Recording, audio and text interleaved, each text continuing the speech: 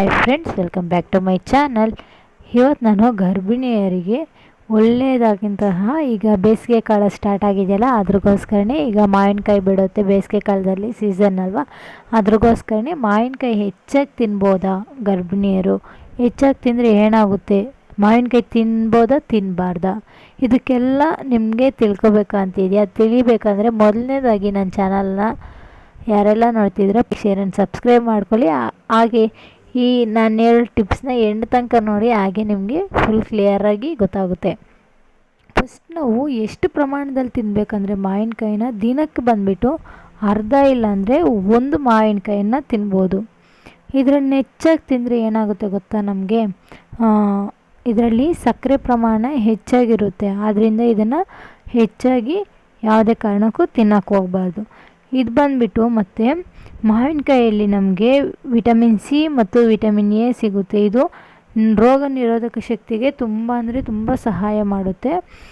ಹಾಗೆ ಬಂದುಬಿಟ್ಟು ಇದರಲ್ಲಿ ಫೈಬರ್ ಕಂಟೆಂಟು ಇರೋದ್ರಿಂದ ನಮಗೆ ಕಬ್ಬಿಣಿ ಸಮಸ್ಯೆಗೆ ತುಂಬ ಅಂದರೆ ತುಂಬ ಕಡಿಮೆ ಮಾಡುತ್ತೆ ಇದು. ಮತ್ತು ಬಂದುಬಿಟ್ಟು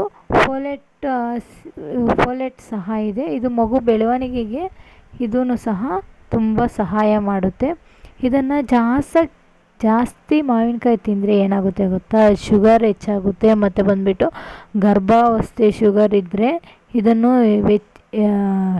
ವಿಶೇಷಣಕ್ಕೆ ನಮಗೆ ಗಮನಕ್ಕೆ ತರುತ್ತದೆ. ಯಾಕಂದರೆ ಇದನ್ನು ಅಜೀರ್ಣ ಮತ್ತು ಉಷ್ಣತೆ, ಬಾಡಿ ಹೀಟ್ ಆಗುತ್ತಲ್ವ, ಅದೆಲ್ಲ ಜಾಸ್ತಿ ಆಗುತ್ತೆ.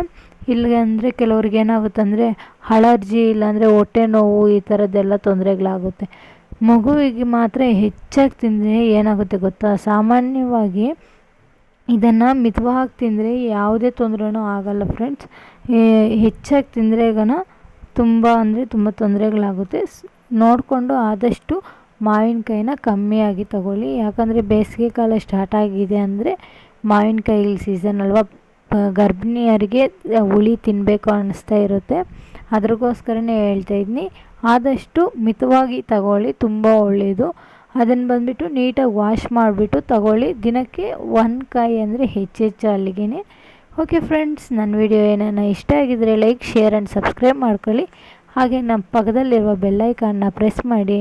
ಹಾಗೆ ನಾನು ಯಾವುದೇ ವಿಡಿಯೋ ಆಗಲಿ ನಿಮಗೆ ನೋಟಿಫಿಕೇಷನ್ ಮೂಲಕ ತಲುಪುತ್ತದೆ. ಓಕೆ ಫ್ರೆಂಡ್ಸ್, ಬಾಯ್ ಬಾಯ್.